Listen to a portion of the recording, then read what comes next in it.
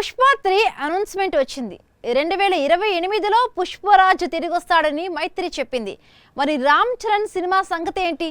2027లో పుష్ప తిరిగి రావాలంటే ఈలోపు రంగస్థలం కాంబినేషన్ రిపీట్ కావాలి. అందుకు సంబంధించిన ఎక్స్క్లూజివ్ అప్డేట్స్ ఇప్పుడు చూద్దాం. పుష్పరాజ్ రీ ఎంట్రీకి ముహూర్తం ఖరారైంది. 2028లో పుష్ప తిరిగొస్తాడు.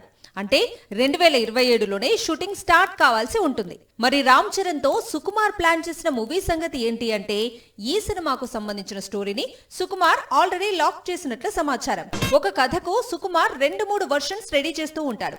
అలా కథ లాక్ అయిందని, కానీ ఎలా తెరకెక్కించాలా అని ఆలోచిస్తున్నాడు.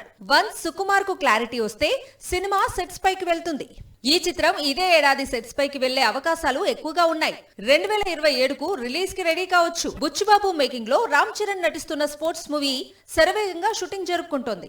అయితే ఈ చిత్రాన్ని ఈ ఏడాది కాకుండా వచ్చే ఏడాదిలోనే ప్రేక్షకుల ముందుకు తీసుకురానున్నారు. జాన్వీ కపూర్ హీరోయిన్ గా కనిపిస్తున్న సంగతి తెలిసిందే.